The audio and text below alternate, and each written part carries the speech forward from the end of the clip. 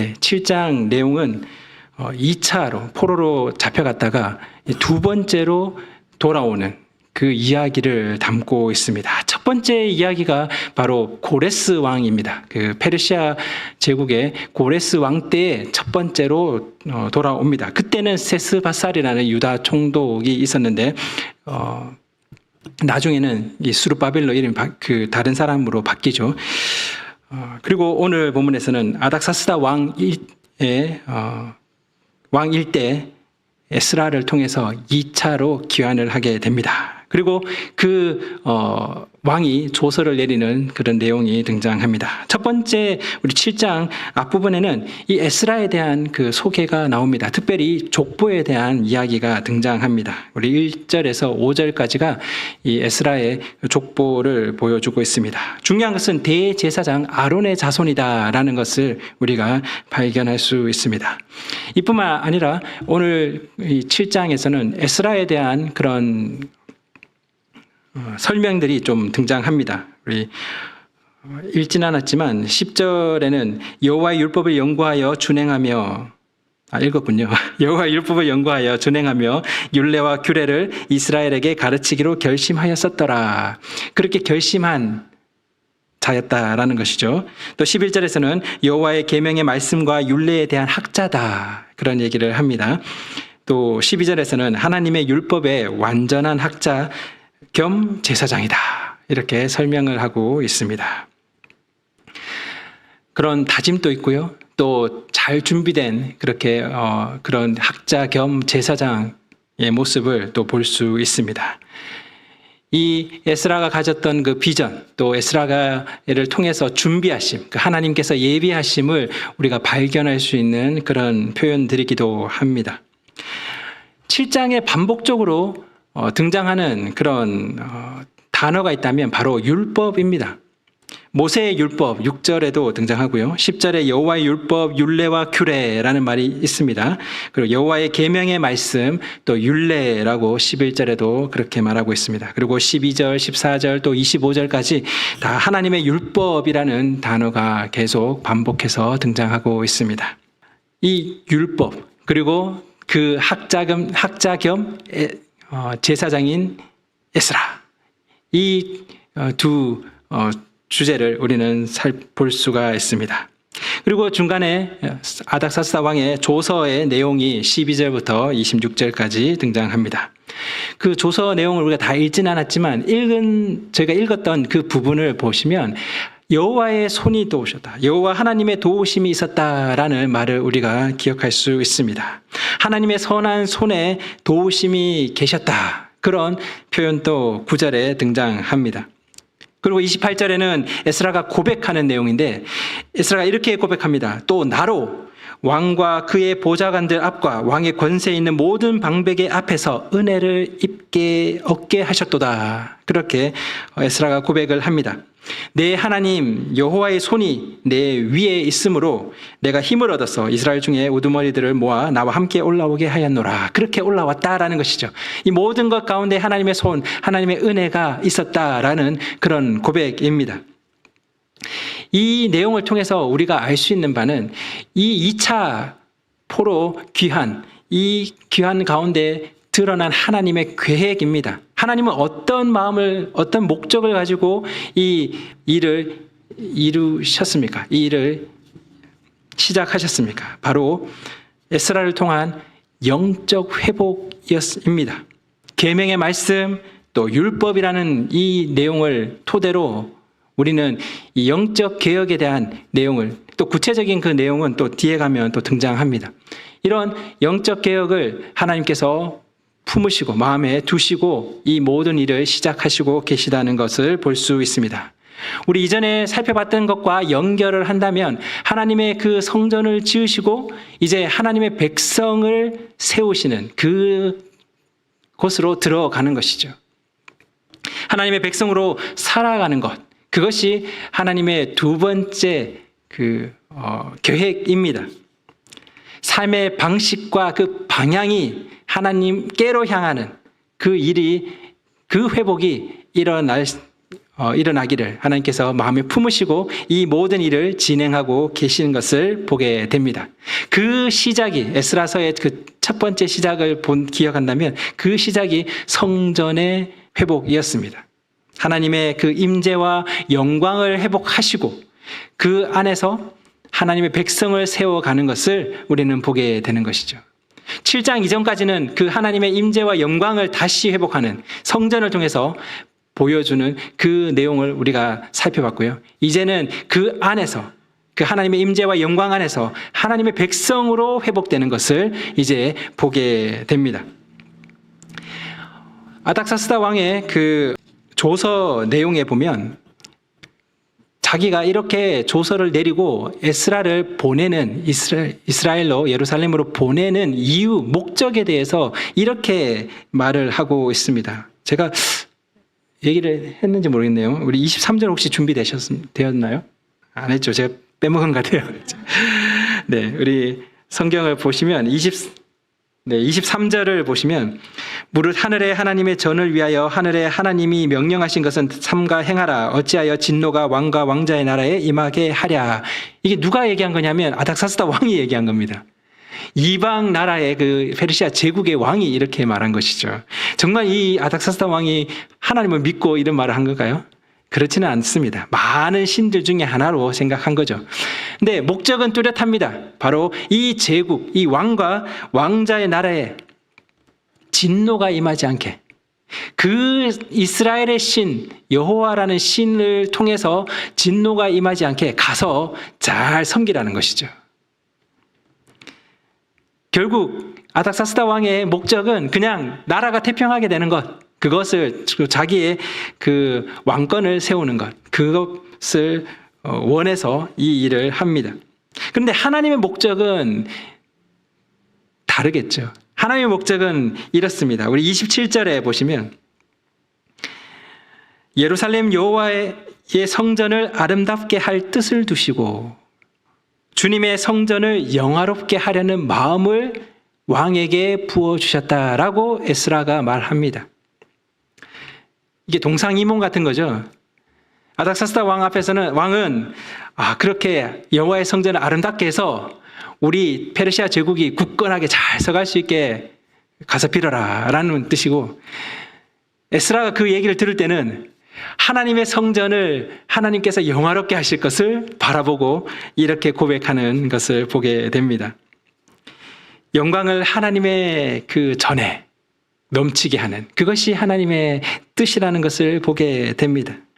가시적인 틀, 형식, 모양이 회복된 것을 우리는 살펴봤습니다. 이제 성전이 세워졌죠. 이제는 절기를 지킬 수 있습니다. 제사를 드릴 수가 있는 상황이 된 거죠.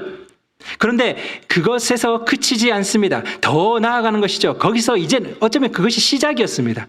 이제 그 시작에서 떠나서 진짜 본 여정을 걷게 되는 것이죠. 그 여정이 바로 하나님의 전을 영화롭게 하는 것입니다. 제사를 많이 드려서, 절기를 잘 드려서, 사람들이 많이 모여서 영화롭게 하는 것이 아니고요. 그 하나님의 전에 모이는 하나님의 백성을 세우는, 그것으로 하나님의 전을 영화롭게 하시겠다라고 말씀하십니다. 결국 이런 가시적인 틀, 형식, 모양들이 하나님의 전을 영화롭게, 진정으로 영화롭게 하는 것이 아닌 것을 보게 됩니다. 정말 영화롭게 하는 것은 바로 하나님의 백성이라는 것이죠. 다르게 말하면 내면, 또 우리의 중심의 회복이라고 볼 수 있습니다. 하나님을 영화롭게 하는 것은 우리의 외적인 것이 아니고 우리의 내면이고 우리의 중심이라는 것을 보게 됩니다. 하나님의 성전은 세워졌지만 하나님의 백성이 없다면 그것은 하나님께 전혀 영화롭지 않은 일일 겁니다. 여호와의 도우심, 선한 손의 그 도우심, 환경과 상황이 허락됩니다. 제국의 왕이 조서를 내린 것이죠. 은혜를 얻게 했습니다. 또 예비된 사람이 있습니다. 그 비전을 품고 오랫동안 준비했던 한 사람이 있었습니다. 이 모든 것을 통해서 중심의 회복으로 하나님은 이끄시고 계십니다. 이렇게 말할 수 있을 것 같습니다. 우리를 하나님의 백성 되게 하심으로 우리의 하나님이 되심을 기뻐하신다. 말이 좀 어렵습니까? 네. 우리를 하나님의 백성 되게 하심으로 우리의 하나님이 되심을 기뻐하셨다라는 겁니다. 근데 여기에 방해와 걸림돌이 있습니다. 무관심. 만약에 에스라가 그 비전을 상실해버리고 예루살렘의 회복에 전혀 관심이 없었다면 어떻게 됐겠습니까? 또 예비하심 가운데 나아가야 되는데 불순종합니다. 저는 공부하기 싫어요. 학자가 되기 싫어요. 저는 제사장 아론의 자손이지만 저는 제사장이 되기 싫어요. 하고 내팽개치고 불순종했다면, 그리고 길을 떠나라라고 예루살렘으로 가라고 했는데 저는 가기 싫습니다. 여기가 좋습니다. 라고 했다면 에스라를 통한 이 일은 일어나지 않았을 겁니다. 물론 하나님께서 다른 일을 통해서 일을 이루시겠죠. 여튼 이런 것들이 걸림돌이 될 수 있습니다. 오늘 말씀을 통해서 두 가지 정도를 우리 삶에 적용해 볼까 합니다. 먼저 첫 번째는 하나님의 백성으로의 회복입니다. 근데 이 하나님 백성으로의 회복, 말은 좋죠. 그렇게 늘 생각을 합니다. 근데 어느 정도까지 회복돼야 됩니까? 어느 정도면 난 이제 하나님의 백성이 되었다라고 말할 수 있을까요? 어느 정도면 하나님의 백성으로 합당하다라는 말을 들을 수 있겠습니까? 끝이 없을 겁니다. 네, 끝이 없을 겁니다. 중요한 것은 얼마큼이 아니고요, 어디로 가고 있냐는 겁니다. 방향성, 그리고 멈추지 않는 것. 그것이 더 핵심적인 내용이라고 생각합니다. 여전히 하나님 백성으로 부족합니까? 합당치 않게 느껴집니까? 하나님 백성으로 나아가고 멈추지 않고 있다면 전혀 문제가 없습니다. 나의 하나님이라고 우리는 고백합니다. 이 나의 하나님이 되시는 것, 이것은 말과 종교적인 행위, 그런 것으로 드러나는 것이 아닙니다. 나의 하나님이라고 고백하면 하나님이 나의 하나님이 되시는 것도 아니고요, 내가 종교적인 그런 행위를 잘하면 나의 하나님이 되시는 것도 아닙니다. 우리의 내면과 중심에서 나오는 것이 바로 나의 하나님이라는 고백이라는 것이죠. 정말 나의 하나님인가? 라는 것. 정말 나의 하나님인가? 아니면 남들의 하나님입니까? 그냥 남들의 하나님일 뿐입니까? 아니면 정말 나의 하나님입니까? 하나님을 알지 못하고 하나님을 나의 하나님이라고 고백할 수 없습니다. 연애하면서 그렇잖아요. 누군가를 잘 알 때 나의 연인이라고 말할 수 있죠. 잘 모르면 그냥 남의 연인일 뿐입니다. 하나님을 알려면 무엇이 필요할까요? 하나님께 무관심한데 하나님을 알 수가 없습니다. 알아갈 수가 없는 것이죠. 하나님을 알아감 없이 하나님을 신뢰할 수가 없습니다. 그리고 하나님을 신뢰함 없이 하나님께 순종할 수도 없습니다. 결국 하나님을 찾는 것에서 시작해서 하나님을 알아가는 것으로 나아가는 것이죠. 그런데 종종 우리는 이것을 거꾸로 합니다. 순종해라. 일단 순종해. 믿고 순종하면. 그러면 하나님을 알게 된다. 물론 그 말이 완전히 틀린 건 아니지만 근본적인, 궁극적인 그 순서는 하나님을 아는 것에서 시작합니다. 하나님을 찾는 것에서 시작하는 것이죠. 그래서 하나님을 알고 그 하나님을 알 때 우리는 신뢰하게 됩니다. 그때 억지로 순종이 아니고요, 기뻐함의 순종이 일어날 수 있는 것이죠. 우리는 언제 하나님을 찾습니까? 많은 사람들은 언제 하나님을 찾을까요? 바로 종교적인 필요를 느낄 때입니다. 어려움이 닥치거나 당장 내 눈앞에 어떻게 될지 모르는, 하나님 이 길이 좋을까요? 저 길이 좋을까요? 아니면 고통을 당하고 있을 때, 애통함이, 그런 어려움이 생겼을 때, 불행을 겪을 때, 하나님 이 불행이 언제 끝납니까? 이럴 때 우리는 하나님을 찾습니다. 그런데 진짜 우리로 하여금 하나님을 찾게 만드는 진짜 원동력은 하나님이 우리를 향해서 하신 일, 그 하나님의 역사, 우리를 향해서 행하신 일, 그 역사에서 온다라고 생각합니다. 계속적인 원동력은 우리를 향해서 행하신 하나님의 역사를 알 때라는 것이죠. 우리가 찾기 전에 우리를 찾아오신 그분을 만날 때마다 그분을 향해서 걸어갈 힘이 생긴다라고 생각합니다. N.T. 라이트라는 그 유명한 신학자가 있습니다. 이 사람이 이런 말을 했습니다. 성경은 어떻게 우리가 하늘로 올라가서 하나님과 함께 있게 되는지에 관한 그런 이야기라기보다는 어떻게 하나님이 우리와 함께 계시기 위해서 하늘에서부터 내려오셨는지에 관한 이야기다. 성경은 말합니다. 로마서 5장 8절에서 우리가 아직 죄인 되었을 때 그리스도께서 우리를 위하여 죽으심으로 하나님께서 우리에 대한 자기의 사랑을 확증하셨다. 우리가 먼저 찾은 게 아니고요. 하나님이 먼저 우리를 찾으셨습니다. 우리가 뭔가를 기대한 게 아니고요. 하나님이 먼저 그 일을 행하셨습니다. 우리는 그 행하심을 보게 된 것이죠. 알게 됩니다. 그리고 하나님을 알아가게 되는 것이죠. 여기에서 시작해서 우리는 하나님을 알아가게 됩니다. 그리고 알아가면서 신뢰가 쌓이는 것이죠. 아, 내가 죄인 되었을 때에 이러이런 일을 행하신 하나님을 더 신뢰하며 나아가게 됩니다. 그리고 그 신뢰를 통해서 순종으로 이루어져 가는 것이죠. 그 순종이 이루어져 가는 겁니다. 정리하면 이렇습니다. 내면에서 시작해서 순종으로 걸어갈 때 진정한 하나님의 백성으로 이루어져 간다라고 생각합니다. 하나님의 백성이 되는 법, 이런 방향이라는 것이죠. 그런데 안타깝게도 많은 경우에 외적인 순종, 봉사, 헌신, 아니면 종교 행위 이런 것들로 하나님의 관계를 바라봅니다. 그래서 사람들이 많이 이런 것들을 사용하죠. 순종하면 축복, 불순종하면 저주. 이런 처벌의 방식을 씁니다. 그러면 순종하게 되거든요. 순종해야지 합니다. 순종 안 하면 불행이 닥치고, 순종 안 하면 어려움이 닥치고, 순종 안 하면 고통이 계속 머무르니까 순종해야지라는 것을 하는 것이죠. 이런 것은 사실 종교적인 방식입니다. 다른 종교에도 쓰는 방식들이죠. 근데 성경이 말하고 있는 하나님의 방식은 이것과는 다르다라고 생각합니다. 하나님의 방법은 어떻습니까? 에스라를 통해서 본 하나님의 방법은 어떻습니까? 순종하면 내가 축복하고 불순종하면 저주하고, 야, 순종했구나, 그래서 내가 축복해줄게, 그런 방식을 보여줍니까? 아니죠. 그들은 그냥 페르시아 제국에서 잘 살고 있었습니다. 근데 갑자기 고레스 왕이 조서를 내립니다. 하나님께서 감동시킵니다. 그 사람들의 마음을 감동시켜서 예루살렘으로 올라가게 하십니다. 하나님이 고레스의 마음을 움직이시고 유다 백성들의 그 마음을 감동시키시고 이 일을 시작하신 겁니다.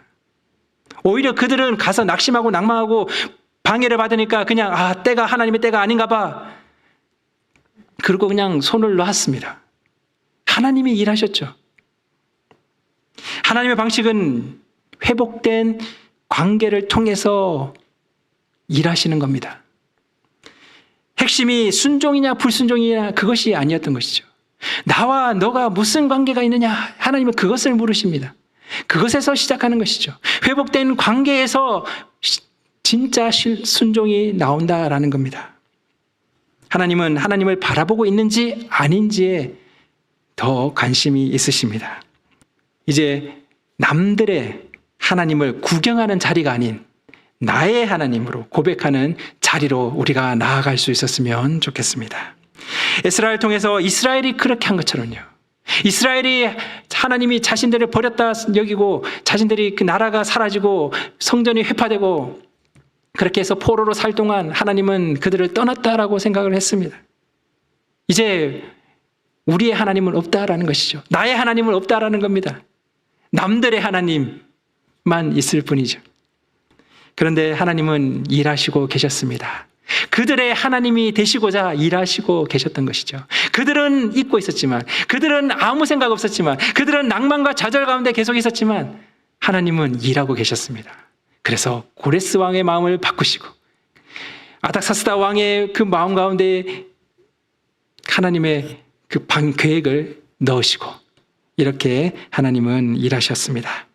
두 번째로 우리가 또 적용해 볼 것은 예비하심과 길떠남입니다. 이 에스라를 통해서 우리가 보게 되는 것이죠. 참 어려운 문제이기도 합니다.